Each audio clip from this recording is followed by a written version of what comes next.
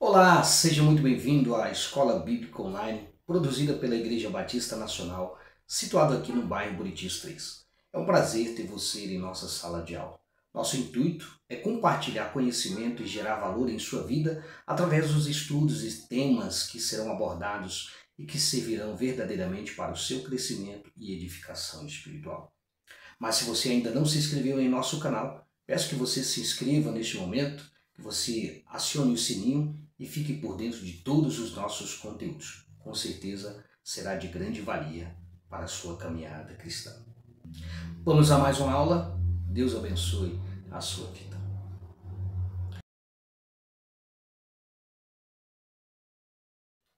Estamos iniciando mais um vídeo sobre o tema o exercício da mordomia cristã. Creio ser este, como tantos outros, um tema também de grande importância para a Igreja do Senhor Jesus para os dias atuais. Porque nesse ativismo desenfreado, como bem disse o apóstolo Paulo em sua primeira carta aos Coríntios, capítulo 9, verso 25, muitos estão correndo para alcançar uma coroa corruptível e nós, por outro lado, devemos buscar uma incorruptível. Pois a nossa missão não é acumular tesouros terrenos, mas, sobretudo, tesouros espirituais. Conforme escreveu o evangelista Mateus no capítulo 6, a partir do verso 19, que onde estiver o nosso tesouro, aí estará também o nosso coração. Portanto, o nosso coração deve estar e desejar as coisas do alto. Assim sendo, o nosso coração, a nossa vida, não deve estar apenas voltado para esta terra. Paulo vai nos dizer ainda que se a nossa esperança em Cristo se limita apenas a esta vida, somos os mais indignos ou os mais infelizes de todos os homens. Ou seja, a idolatria da felicidade imediata, uma busca incessante por prazeres passageiros e a negligência da eternidade nos aprisiona em uma existência vazia.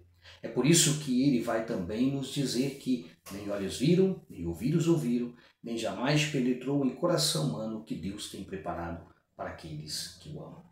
1 Coríntios capítulo 2, verso 9. É através desse entendimento que descobriremos muito mais ainda do que Deus tem reservado a cada um de nós através da sua palavra. Então se prepare, pegue um caderno, pegue um lápis e anote todas as referências para que depois você possa, então, pesquisar, meditar e aprender um pouco mais daquilo que a palavra de Deus nos reserva.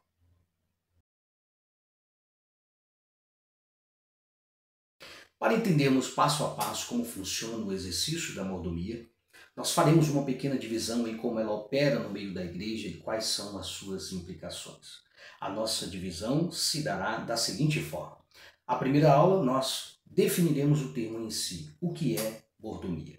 A segunda aula nós falaremos sobre as qualidades e ou características do mordomo em relação ao seu comportamento, à sua postura. E a terceira e última aula nós falaremos sobre as implicações de ser um mordomo em relação à sua tarefa e à sua função propriamente dita.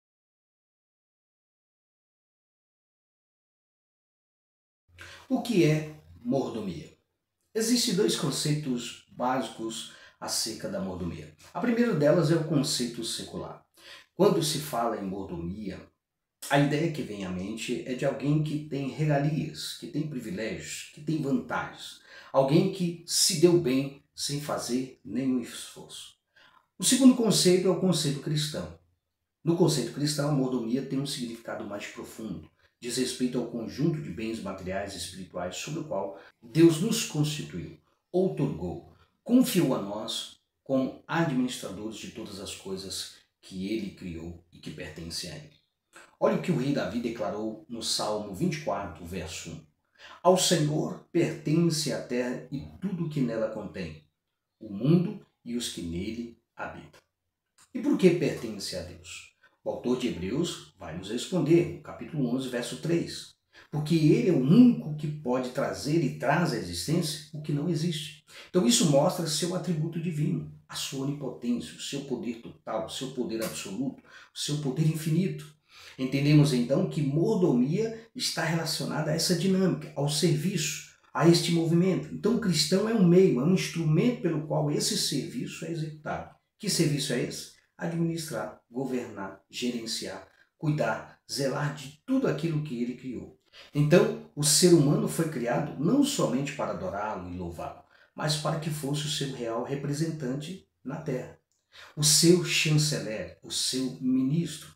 Você pode verificar esta atribuição ao ler o capítulo 1 de Gênesis. Então, ao criar tudo, Deus confere ao homem esse poder, essa capacidade e essa autoridade, ou seja, o direito de atuar em seu nome. Então, ele confia ao homem essa missão, que é administrar sua obra feita, a sua obra criada. Então, o homem torna-se esse governante, alguém de confiança no jardim o qual ele havia colocado. Daí o termo mordomo do latim major domus, que quer dizer o principal criado da casa, ou chefe da casa, ou seja, nós somos este criado que administra essa casa, que é o mundo, com todos os seus utensílios e bens que ele disponibilizou. Então, tudo isso está sob sua guarda e sob a sua responsabilidade. Um exemplo que ilustra muito bem esse conceito é a história de José. Quando foi vendido pelos irmãos e levado para o Egito, lá ele torna-se o homem de confiança de Potifar, conforme a referência em Gênesis 39, verso 4. Então essa é a base da mordomia cristã. Deus é o dono de tudo, o homem torna-se este mordomo, este serviçal, e com um propósito. Então, um ponto aqui a ressaltar é que, após a sua queda, o homem perde essa função, mas ele é logo redimido para voltar a exercer o que Deus havia estabelecido, sendo que um dia ele prestará contas de tudo isso que o Senhor considera a ele.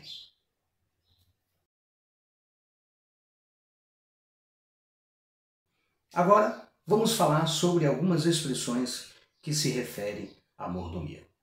No Antigo Testamento ou na Antiga Aliança, por exemplo, existem pelo menos 3 expressões no hebraico bíblico que sugerem a função do mordomo.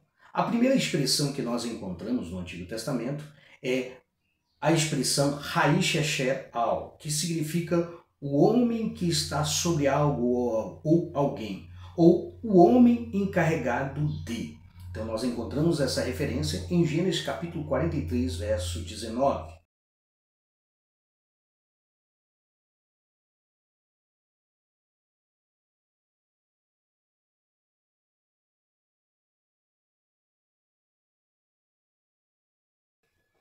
A segunda expressão que encontramos é Asher al-Bait, que significa quem está sobre a casa.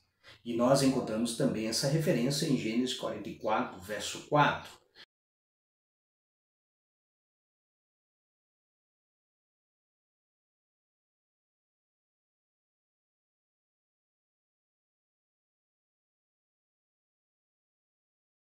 E a terceira expressão que nós encontramos, dentre outras, é Ben Meshech, que significa filho da aquisição.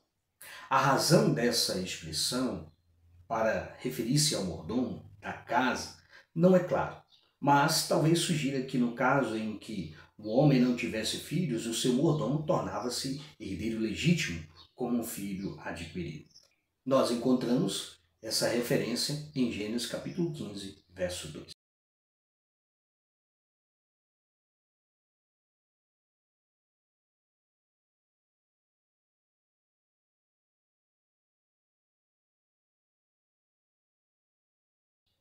Para o nosso conhecimento, hoje temos um artigo no Código Civil, de número 1790, que dá direito a uma pessoa que não tem vínculo familiar herdar a herança deixada desde que conste no testamento antes do indivíduo falecer.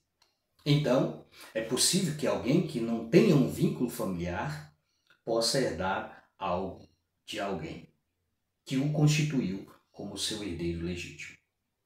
Falando ainda sobre essas expressões que apontam para uma figura de um mordomo, há, portanto, outras profissões registradas no Antigo Testamento, como, por exemplo, a função de copeiro exercida por Neemias na Pérsia e também do copeiro-chefe que aparece na história de José. Então, ambos estão encarregados de algo nesse exercício da mordomia na corte real. Então, isso demonstra a importância desse cargo e a confiança que era depositado em seus ocupantes.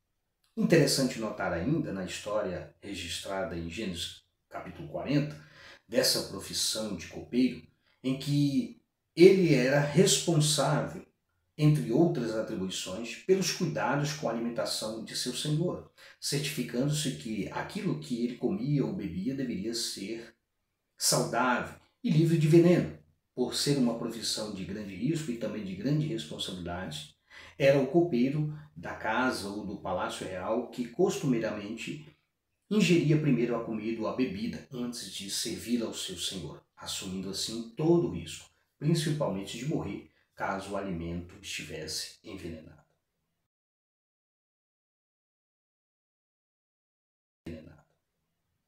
E você, teria coragem de assumir uma profissão de risco como esta, ao ponto de morrer para preservar a vida de alguém que tem autoridade sobre a sua vida? Ainda sobre expressões que se referem à mordomia, agora, no Novo Testamento, temos duas palavras no grego bíblico que podem apontar para a função do mordomo. A primeira expressão que aponta para a função do mordomo é a palavra epítropo ou epítropos, derivado de duas raízes gregas, epi, que significa sobre ou acima, e tropos, que se refere a virar ou caminho. Então, juntas, essas raízes transmitem a ideia de alguém que supervisiona ou tem autoridade sobre determinada área ou tarefa. Pode ser um curador, um guardião ou um administrador. Então, cito aqui algumas referências, como Mateus capítulo 20, verso 8, em que, nesta parábola de Jesus, a expressão epítropos refere-se ao administrador da vinha.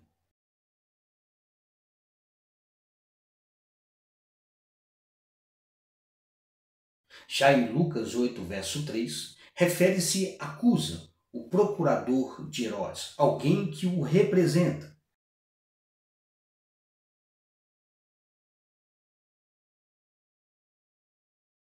E em Gálatas capítulo 4, verso 2, refere-se àquele que tem o cuidado, está sob a guarda e a tutela de filhos, com um pai já falecido ou não.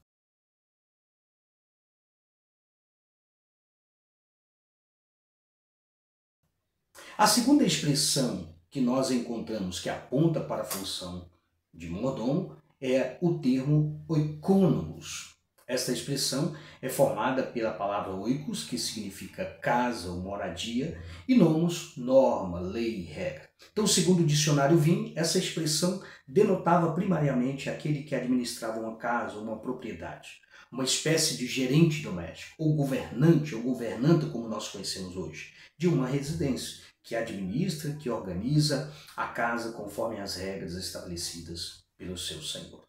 Conforme o dicionário de línguas clássicas antigas, normalmente era um escravo ou liberto que era encarregado de administrar os bens da família, supervisionando até mesmo as finanças e distribuindo os recursos necessários para tal ação.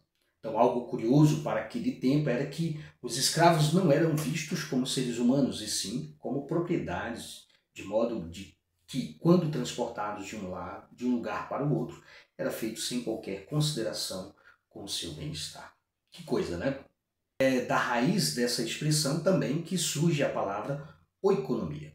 Economia. Então, segundo o teólogo R.C. Sproul, diz que, em termos gerais, a economia não se resume apenas a dinheiro, a impostos ou negócios, mas sim a gestão de todos os nossos recursos, ou seja, tudo aquilo que está sob nossas mãos ou sob nossa supervisão.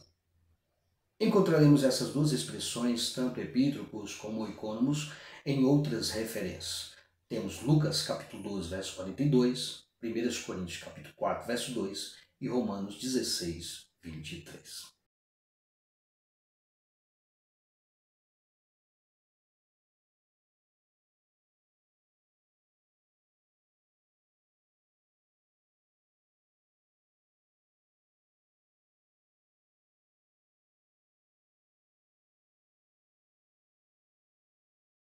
Semelhantemente a essas expressões que apontam para a função de mordomo, há um termo que é usado não somente para os crentes em geral, como também para os pregadores e mestres da palavra de Deus, assim como também aos pastores e bispos da igreja, que é o termo despenseiro, conforme 1 Coríntios capítulo 4, verso 1.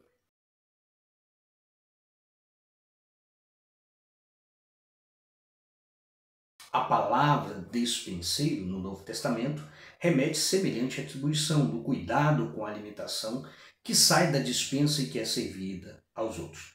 Então, esse dispenseiro ele cuida e zela para que o alimento não venha estragar. Então, nessa comparação, atribuído também a esses que falei anteriormente, sendo nós também dispenseiros deste alimento que é a palavra de Deus, devemos cuidar e zelar para que essa revelação não venha trazer estrago àqueles que a receberão e serão alimentados. Pense nisso. Você que é um dispenseiro da palavra de Deus, você deve zelar, você deve cuidar desse alimento divino, para que aqueles que irão se alimentar dela possam ser fortalecidos e possam receber um alimento saudável para a glória de Deus.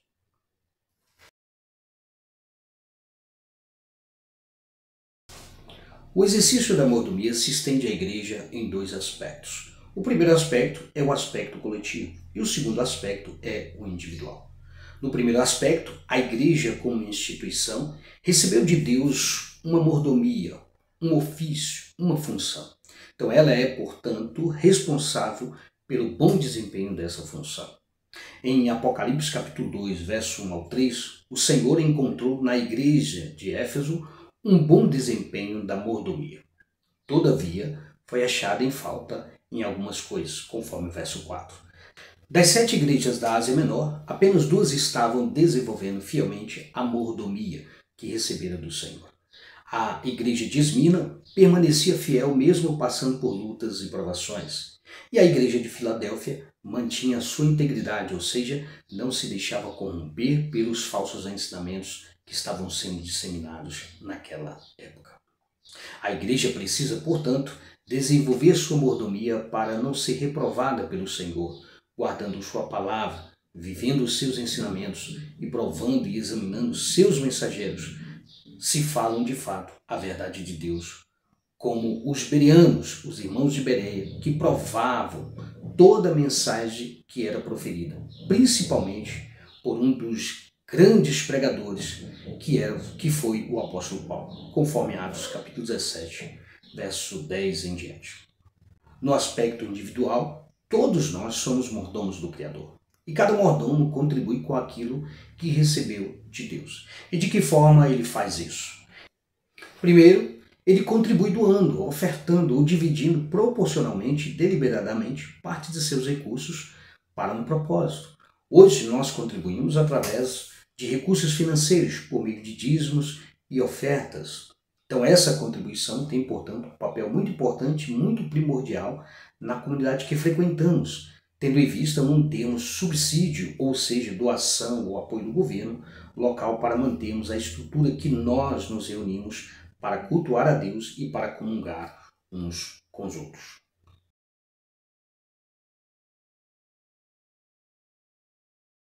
Para os irmãos terem uma ideia, no nosso Manual Básico Batista Nacional, por exemplo, tanto a igreja como o Estado são ordenados por Deus.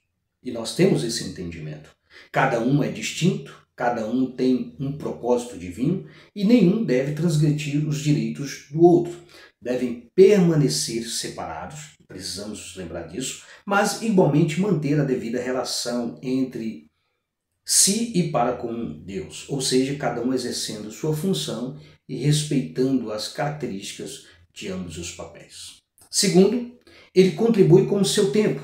Ele precisa aprender a organizar e também a administrar bem o seu tempo, principalmente com as coisas relacionadas a Deus. E nós temos uma referência sobre essa organização de tempo, conforme Eclesiastes capítulo 3, que diz que tudo tem o seu tempo determinado. Então há tempo para plantar, há tempo para colher, há tempo para rir, há tempo para chorar, há tempo para fazer outras coisas também, de forma que nós tenhamos uma vida equilibrada e saibamos administrar tudo isso que o Senhor colocou e confiou em nossas mãos. Terceiro, ele contribui com a sua vida, que é preciosa para Deus.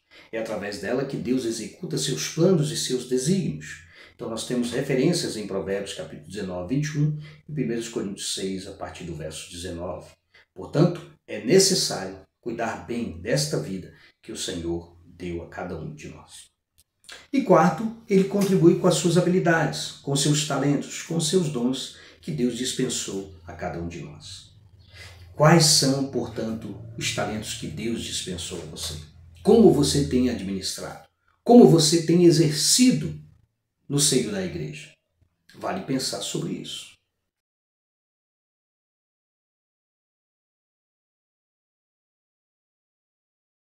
Aprendemos hoje, portanto, o que é mordomia. Então, mordomia, num conceito mais amplo e teológico, é aquele que administra, aquele que governa, aquele que representa, nesse caso em específico, o Deus que criou todas as coisas e que tudo pertence a Ele.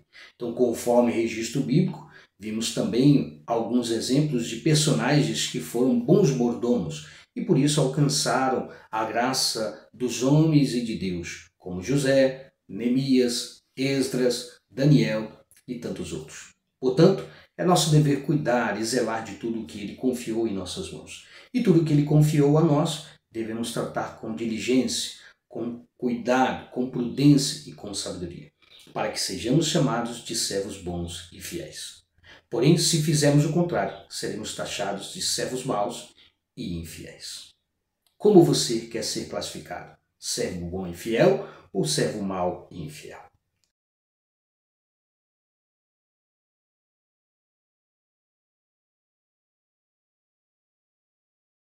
Vale a pena refletir sobre a primeira opção, servo bom e fiel.